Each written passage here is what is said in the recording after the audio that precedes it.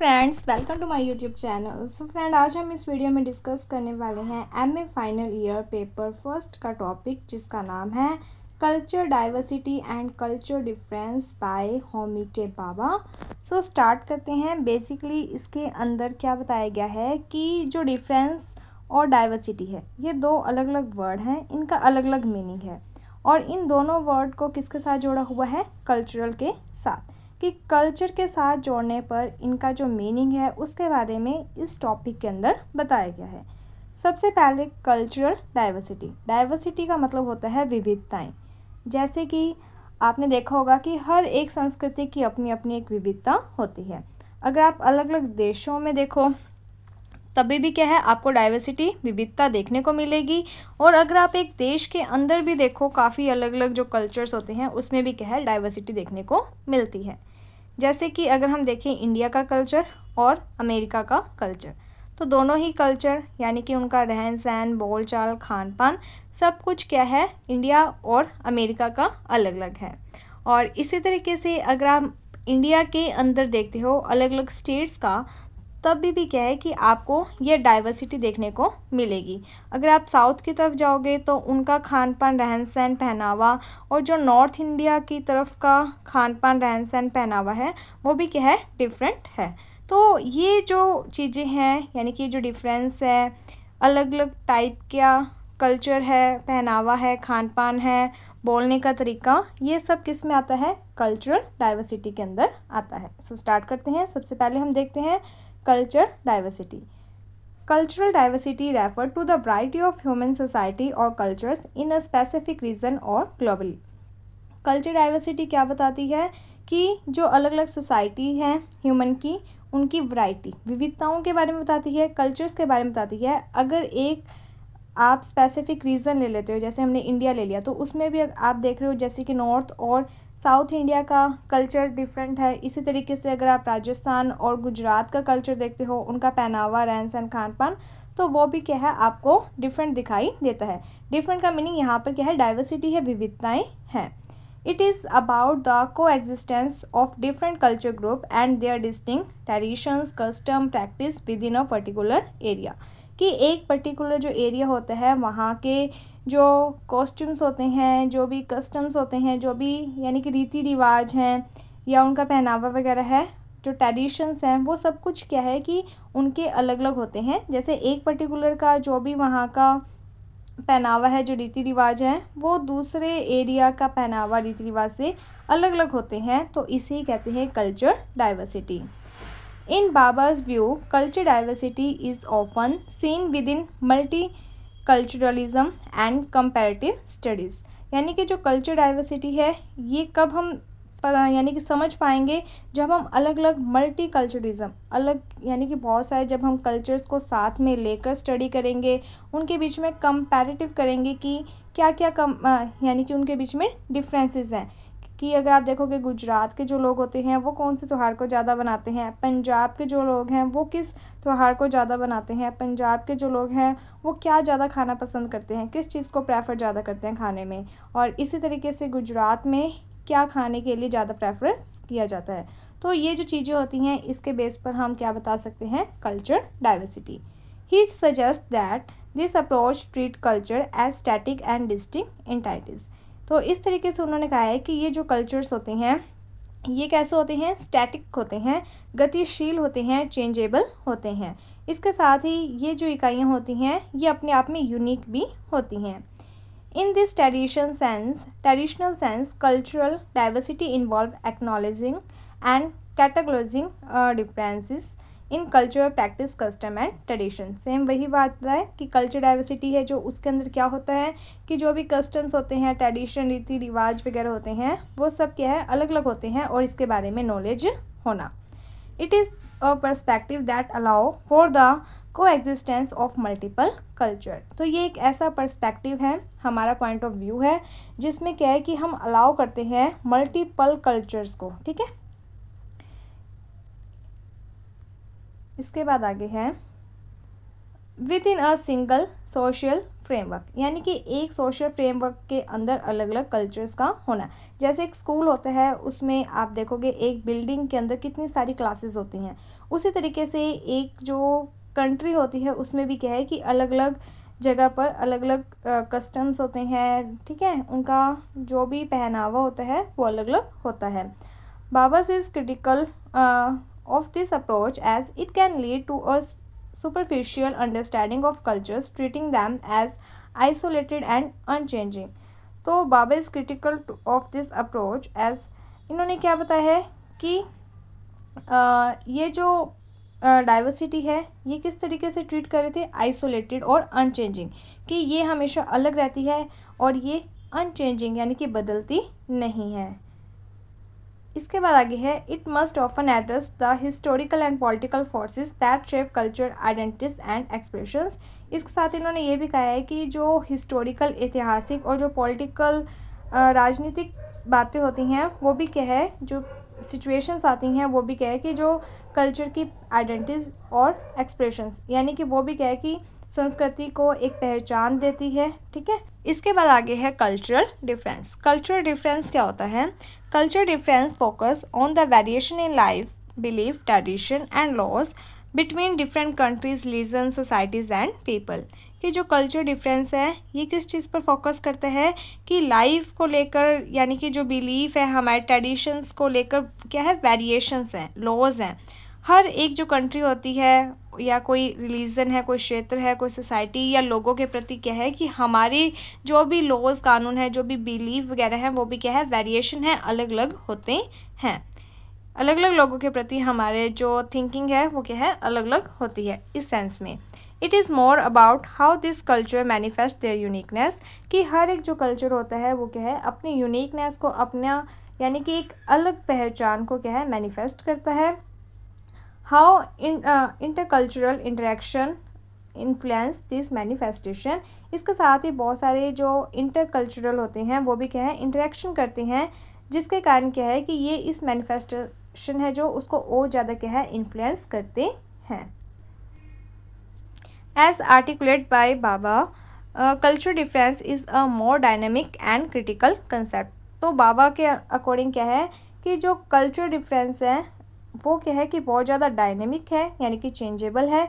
इसके साथ ही क्या है, डायनेमिक का मतलब होता है गतिशील होना, ठीक है, और एक क्रिटिकल कंसेप्ट है।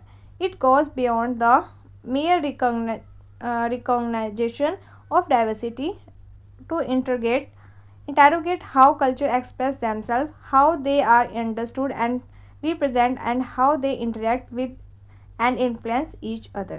तो यहाँ पर क्या बताया गया, इट गोज बियॉन्ड द, यानी कि ये जो कल्चर डिफरेंस है ये क्या है कि अपनी एक विविधता की पहचान से दूर, ये क्या दिखाता है, क्या ज़्यादा इंटेरोगेट होता है इसमें कि किस तरीके से जो कल्चर है वो अपने आप को दिखा रहा है।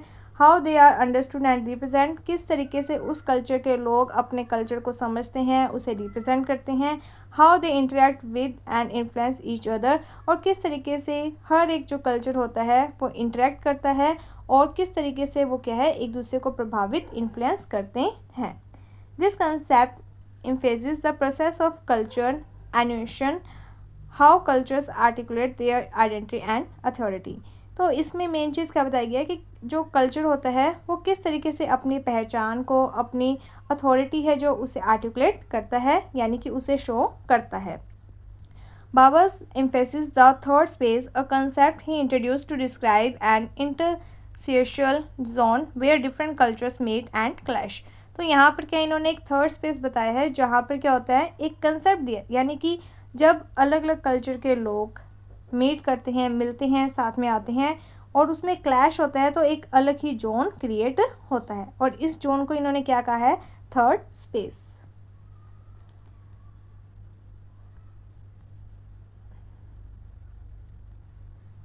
The space is characterised by hybridity and the ambiguity.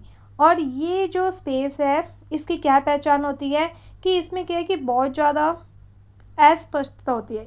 होता है ना कि जब दो कल्चर मिल रहे हैं तो उन दोनों कल्चर के थोड़े थोड़े गुण ले लेना, ठीक है, जिसके कारण क्या होता है, एक तीसरा स्पेस यहाँ पर क्रिएट होता है way culture meaning are negotiated and the redefined, कि इससे क्या होता है, जो कल्चर का मीनिंग होता है वो क्या है कि रीडिफाइन करना पड़ता है, वापस से चेंज करना पड़ता है। Culture difference are more evident in this space where, जो कल्चर डिफरेंस है वो बहुत ज़्यादा क्या है इस स्पेस में एविडेंट होते हैं, वेयर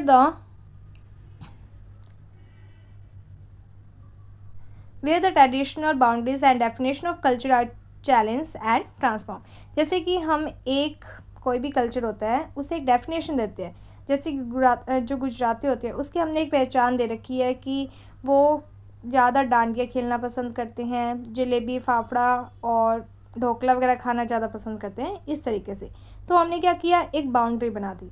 बट क्या हुआ कि जब गुजराती और पंजाबी साथ में यानी कि आ गई, ठीक है, जब उनका कल्चर मीट हुआ तो एक क्लैश हो गया।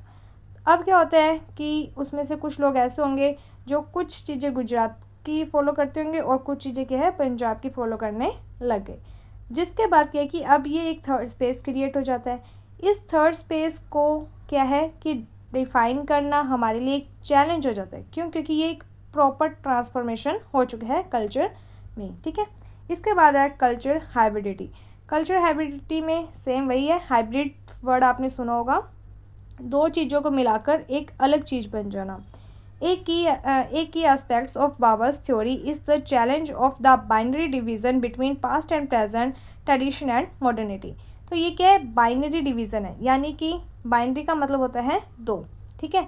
अब इसमें क्या है, एक तो पास्ट और एक प्रेजेंट, इसको आपको दिखाना है, ट्रेडिशन को भी दिखाना है, परंपरागत को भी, जो पुरानी चीज़ें हैं उसको भी, और मॉडर्निटी को भी दिखाना है। तो जब ये दोनों चीज़ें मिल रही हैं, ठीक है, तो इसको क्या है कि आपको एक तरीके का चैलेंज आ चुका है इसको डिवीज़न करने के लिए।